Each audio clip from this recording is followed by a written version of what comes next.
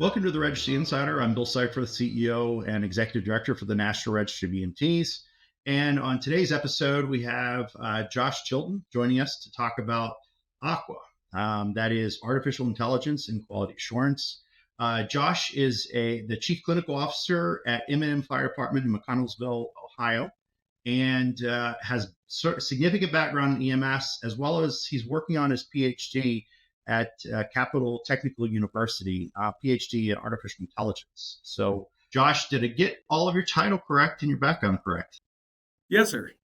Well, great. Well, welcome to the podcast. First time for you at the podcast, so we'd like to welcome you here. And if you could give our listeners and viewers a little bit of background of your background and your education, and really what your passion is, it kind of led to this topic we're going to talk about today with AQA.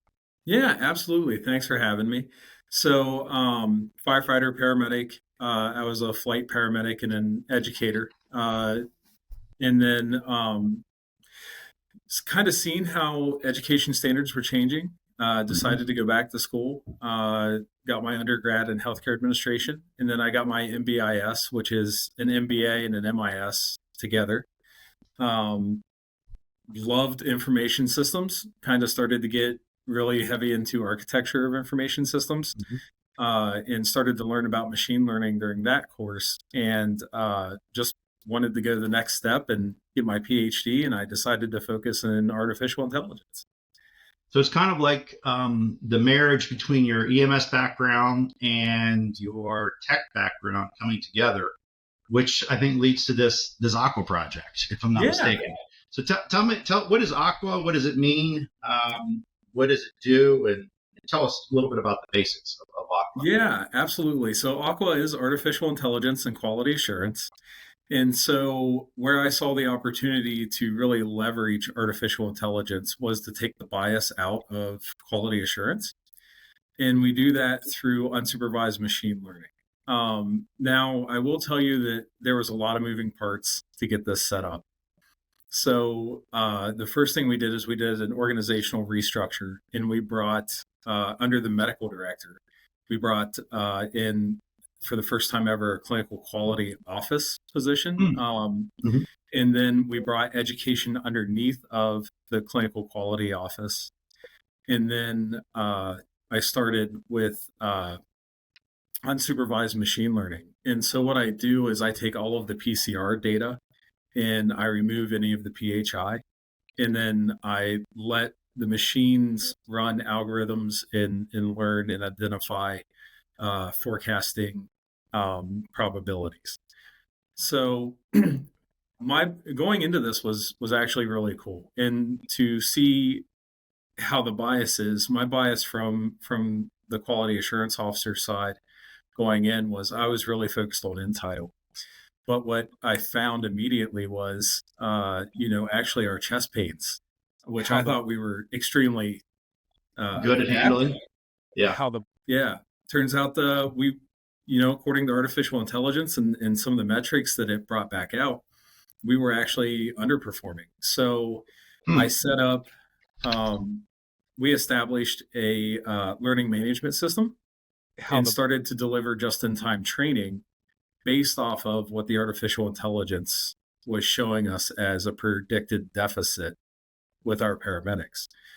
So I knew that it couldn't operationally hinder workflow. So the way that we've designed this is after you submit a PCR, it comes back in, feeds into the QI office. We strip out the PHI, we put it through the algorithm, and then the algorithm tells us what educational gaps, or it tells us what identified care gaps it's seeing forecasted, and then we assign micro learning. So each module is 4 15-minute lessons that providers can complete completely on their own for a total of 1 hour of CE. But we've set operational guidelines and guardrails up around when they have to complete it. So what we're doing is before the provider even has a chance to have a Sentinel event, AI is catching it. We're supplementing it with just-in-time education, and we're actually seeing quite an improvement in our patient care. More importantly, the citizens are getting better care. That's awesome. So you're marrying, again, EMS with technology, embracing AI to help improve the quality of care that's being rendered to those in need. So that's an awesome culmination there. So what you mentioned about STEMIs or chest pain calls? What other types of findings have you or epiphanies have you gained as a result of this? Has there been any that you come to mind that are really mind blowing? Like, yeah, this is why technology is so important. Yeah, absolutely. So one of the things that we were able to immediately leverage was our relationships that we didn't know had that we didn't establish that AI put together. So we had the unsupervised machine learning ran how the uh, how the anomaly pattern detections, and then it assigned associations to them. So what we found is that Medic 7 was actually 3 times more likely to transport somebody in the geriatric age group, and then the 3 most common types of geriatric calls that Medic 7 would have. And so we were able to look at who was assigned to Station 3, where Medic 7 lives, and then give them additional training in both geriatric and then the identified call types based off of the AI. So the AI or Aqua is able to pick up on a lot of trends that perhaps the human eye would not pick up on, and then reinforce it with education. So that's a perfect that's the ideal model for QA, is it not?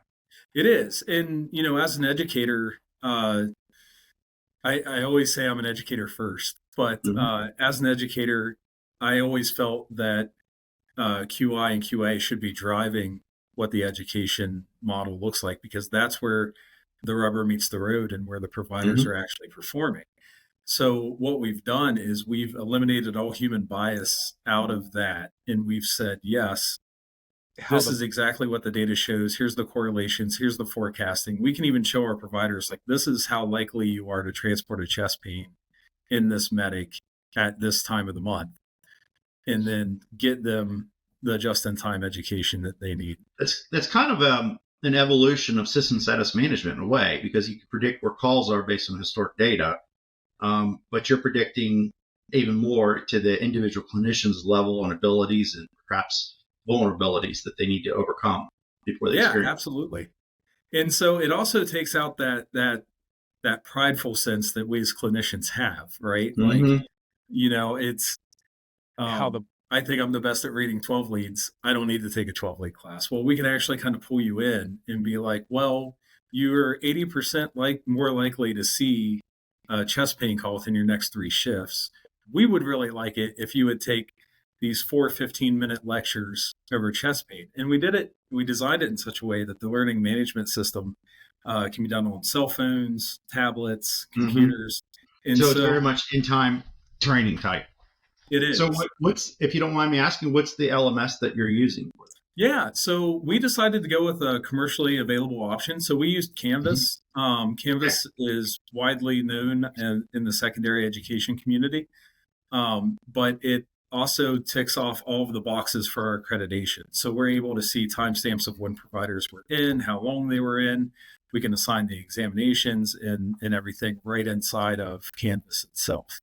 So with Canvas, is that content developed already, or are you developing content? No. So me and a team of educators actually develop the content, and then have the physicians sign off on the content. So everything is up to date, evidence-based content.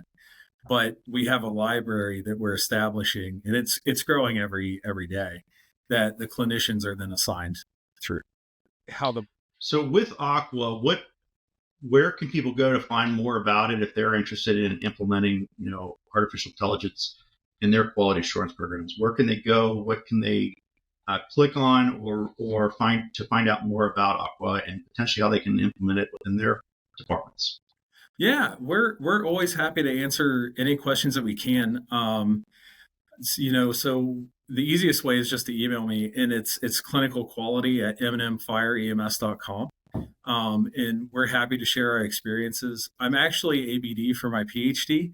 So the study is I'm not able to share the study and the results, but I'm able to help people find their way through the process. So, Well, and also I will say that if people Google this, they will find out a lot about it. There's been coverage on a variety of news networks, as well as certainly in GEMS magazine, but other places as well that I was able to find when I was doing some research early this morning. yeah, and you know, the joke that you know, the fire service's 500 years of tradition unimpeded by progress. Everyone's first question has been, but how did the guys take it? And I will tell you, the clinicians and the guys at the firehouse love it. You know, they come up to us when we're getting coffee in the morning. They're like, "Hey, I didn't realize my documentation was really that bad. I appreciate the documentation course." Or, "Hey, you know, the 12 lead refresher was really good." And we see it on the back end in their care too. We've seen this month over month improvement in their care, and it's not that their care was substandard by any measure, but just the improvement from best to better has been tremendous.